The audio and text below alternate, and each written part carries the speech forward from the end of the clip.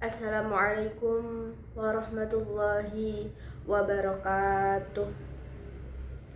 Bismillahirrahmanirrahim. Alhamdulillahirabbil alamin wa bihi nasta'in wa ala umuri dunya waddin. Wassalatu wassalamu ala asrafil anbiya'i wal mursalin sayyidina wa maulana Muhammadin wa ala alihi wa sahbihi ajma'in. Amma ba'du. Kepada yang terhormat Profesor Dr. Hari Supratno selaku Rektor Universitas Hasyim Asy'ari, kepada yang terhormat Dr. Jasminto, Magister Pendidikan Magister Agama selaku Dekan Fakultas Agama Islam, kepada yang terhormat Ibu Laili Masruroh, Magister Pendidikan Islam selaku Kepala Prodi Fakultas Agama Islam, kepada yang terhormat Dr. Hajah Khairatul Idhawati, Magister Pendidikan Islam, dan Dr. Haji Hanifuddin Mahadun, Magister Agama, selaku dosen pengampu pada mata kuliah Evaluasi Pembelajaran PAI. Perkenalkan, nama saya Rahmatul Himmah. Saya berasal dari Universitas Hasyim Asy'ari. Di sini saya mengambil program studi Pendidikan Agama Islam. Berasal dari kelas 4A. Di sini saya akan mempresentasikan peta imajinasi pasti aksi metode Hanifida dengan judul Pengolahan Hasil Penilaian Pendidikan. Nah, sebelum saya mulai presentasi pada pagi hari ini, saya akan memberikan sedikit saja pantun pembuka. Nonton bola di akhir pekan, tim jagoan saya berhasil menang. Selamat pagi hadirin sekalian. Mari kita hadapi materi ini dengan tenang. Oke, baik. Sekarang di sini saya akan menjelaskan tentang pengolahan hasil penilaian pendidikan.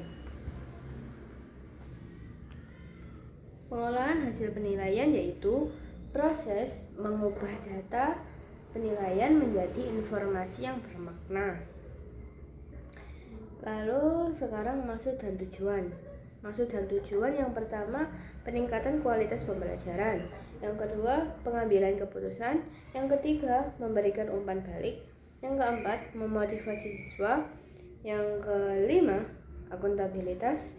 Yang keenam, diagnostik dan remedial. Nah, peningkatan kualitas pembelajaran itu dengan melihat hasil penilaian, guru dapat mengetahui bagian materi yang sudah dipahami maupun yang masih belum dipahami oleh siswa. Lalu pengambilan keputusan. Jadi guru itu memberikan keputusan apakah siswa ini itu sudah paham materi, apakah siswa ini tuh masih belum. Nah, kalau yang masih belum kan dikasih soal, habis itu nilainya masih belum memenuhi standar, jadinya harus remedi. Sedangkan yang sudah diberi tambahan pemahaman dengan soal pengayaan. Lalu memberikan umpan balik. Jadi siswa itu jadi mengetahui kelebihan dan kekurangan yang dimiliki dia. Jadi dia itu bisa memperbaiki proses pembelajarannya, apa yang kurang gitu, apa yang perlu ditambahi gitu. Lalu yang keempat, memotivasi siswa. Memotivasi siswa yaitu selalu memberikan semangat untuk dia itu terus belajar.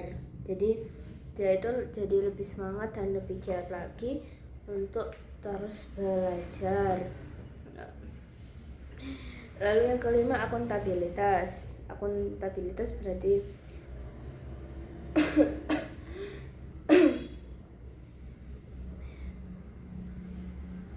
yang kelima akuntabilitas. Lalu yang terakhir, diagnostik dan remedial. Diagnostik itu berarti mengidentifikasi kesulitan atau kelemahan belajar yang dialami siswa. Remedial itu memberikan perbaikan kepada siswa yang masih belum memahami materi. Lalu proses pengolahan. Proses pengolahan yaitu yang pertama ada menghitung nilai rata-rata. Yang kedua ada menyelaraskan KKM. Yang ketiga membuat laporan kemajuan. Lalu yang keempat ada menata kembali materi pembelajaran. Yang kelima ada merancang program pembelajaran. Yang terakhir ada perbaikan instrumen penilaian. Nah, menghitung nilai rata-rata yaitu guru mengumpulkan dan menghitung hasil penilaian diperoleh siswa. Jadi keseluruhan nilai siswa di semua mata pelajaran lalu dihitung rata-ratanya berapa. Lalu menyelaraskan KKM. Menyelaraskan KKM.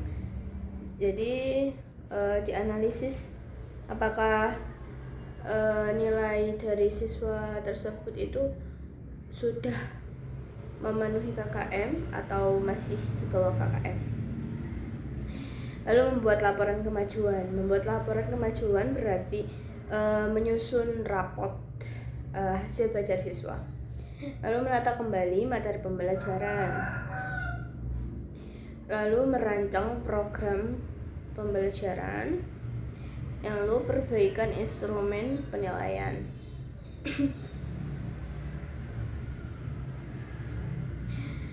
Nah,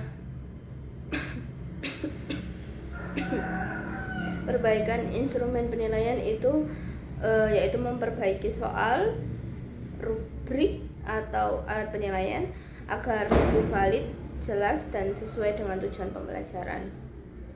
Lalu jenis penilaian. Jenis penilaian yaitu ada formatif dan sumatif.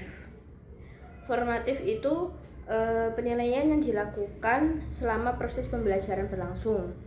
Nah, tujuannya itu untuk memantau perkembangan belajar siswa, lalu menentukan kebutuhan siswa, lalu memperbaiki proses pembelajaran, lalu memberikan umpan balik kepada siswa dan guru, lalu menjadi bahan evaluasi selama pembelajaran berlangsung.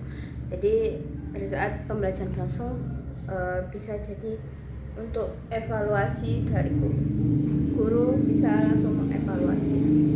Lalu yang kedua sumatif. Contoh dari formatif itu contohnya guru memberikan tugas harian, kuis atau membuat kelompok, lalu mereka disuruh untuk berdiskusi. Lalu penilaian sumatif. Penilaian sumatif itu dilakukan pada akhir pembelajaran. Tujuannya itu untuk mengukur hasil belajar siswa, lalu menentukan nilai akhir siswa, lalu menjadi dasar pelaporan hasil belajar, lalu mengetahui tingkat keberhasilan pembelajaran yang telah dilaksanakan. Nah, terus ini formatif juga membantu untuk memperbaiki proses pembelajaran, menentukan strategi, evaluasi program jangka panjang. Lalu sumatif menentukan tingkat pencapaian siswa, lalu evaluasi proses pembelajaran, lalu evaluasi program jangka panjang. Nah, itu dia penjelasan dari saya tentang pengolahan hasil penilaian pendidikan. Sebelum saya tutup, saya akan memberikan sedikit pantun penutup. Burung camar terbang rendah, hinggap di batu dekat pantai. Terima kasih sudah mendengar dengan ramah. Semoga ilmu ini bisa kamu pakai. Mohon maaf apabila ada kesalahan kata saat menyampaikan. Wabillahi taufiq wal hidayah, waridho wal inayah. Wassalamualaikum warahmatullahi wabarakatuh.